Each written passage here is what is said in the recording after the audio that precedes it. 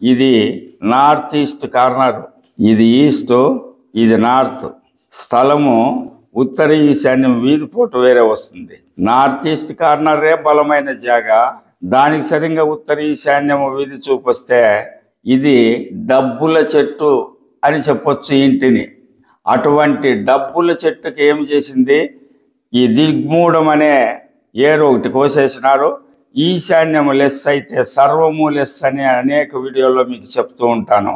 కాబట్టి ఈశాన్యాన్ని లెస్ చేసి 0 వాస్తు చేసుకున్నారు. కాబట్టి ఇంతటి ఉత్తమమైన స్థలంలో కూడా వీళ్ళు ఇన్ని బాధలు అనుభవించవలసి వచ్చింది. ఈ స్థలము విపరీతంగా బలం ఉంది కాబట్టి ఈ ఆల్టరేషన్ చేసుకున్నటువంటి కొన్ని నెలల్లోనే వీరి సమస్యలు అన్నీ తొలగిపోతాయని, ఇంతకు ముందు జరిగిన అనాహుతాలు ఇక ముందు ఈ ఇంట్లో జరగవని నేను తెలియజేస్తూ, ఇలాంటి గృహాలను చూసినప్పుడంతా మా మనసు బాధ కలుగుతుంది.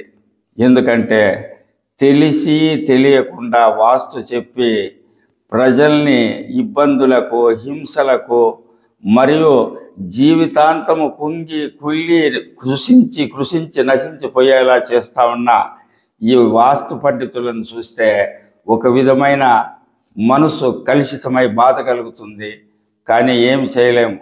నా వంతు ప్రయత్నంగా నా చేతనైనంత పరిధిలో ఇలాంటి వారికి మంచి మార్పులు చెప్పడమే కాక ఇలాంటి వీడియోలు యూట్యూబ్లో పెట్టడం వల్ల ప్రతి ఒక్కరికి వాస్తు పైన అవగాహన వస్తుందనే నమ్మకంతో ఇలా చేస్తున్నాను.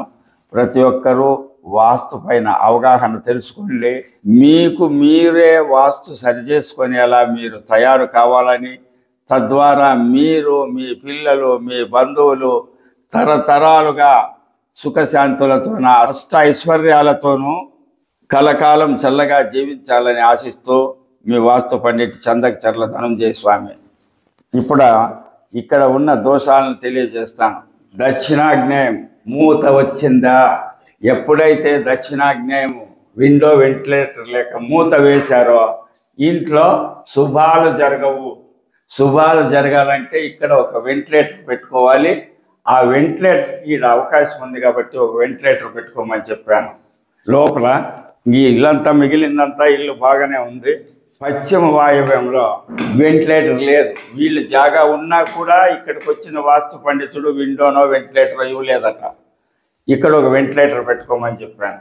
ఇక ప్రధానమైన దోషం చూడండి, నేను అనేక వీడియోల్లో తెలిపి ఉన్నాను.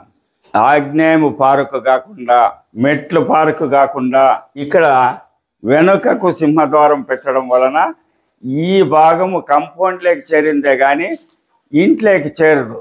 దానివల్ల ఈశాన్యం లెస్సు. ఈశాన్యం లెస్ అయితే వంశము లెస్ అనే అర్థము, సంపద లెస్ అనే అర్థము. కాబట్టి ఈ గోడ నుంచి ఇలా ఓ 3 అడుగులు గోడ కట్టి ఈ గోడని ఇలా గేటు వరకు జాయింట్ చేస్తూ, ఈ గేట్ అడ్డం వస్తుంది కొంచెం ఇట్లా జరుపుకోమని చెప్తూ, ఈ ఆగ్నేయము మెట్లకు సమానంగా ఉత్తరం వైపు కట్టే పిట్టగోడకు దారం కట్టి ఇక్కడ ఒక డమ్మి పిల్లర్ కట్టి వీటికి పెట్టడం వలన ఆగ్నేయము పారుకు సరిగా ఇది సరిపోతుంది. ఇక ఇక్కడ దక్షిణం వైపు కాంపౌండ్ లేదు కాబట్టి ఈ పిల్లర్ నుంచి కూడా దీనికి గోడ జాయింట్ చేయమని చెప్పినాను. ఈ గేట్ ఎదురుగానే ఇక్కడ దీనికి ఒక గేట్ పెట్టుకోమని చెప్పినాను ఈ పిట్టుగోడకి. దీని ద్వారా మొత్తం ఇల్లంతా దీర్ఘ చతురస్రాకారం ఏర్పడుతుంది. అలాగే దక్షిణము హద్దు చేసి నిర్మించడం వల్ల ప్లాన్లో చూపించినట్లుగా నైరుతి పెరుగుతుంది. కాబట్టి వాయువులో కూడా ఒక గేట్ పెట్టుకోమని చెప్పినాను. శుభవాస్తు ప్రేక్షకులారా, చూశారు కదా ఇందులో ఉన్న తప్పులు ఎలా సరి చేసుకోవాలనేది ప్లాన్లో నా తెలియజేశాను. ఇక్కడ మీకు వీడియో రూపంగా కూడా తెలియజేశాను. మీ ఇంట్లో కూడా ఇలాంటి దోషాలు ఉంటే ఇలా సరి చేసుకుని బాగుపడాలని కోరుతూ మీ వాస్తు పండిట్ చందకచర్ల ధనంజయ స్వామి, భూమానందాశ్రమము, మడకశిర, హరి ఓం తత్సత్.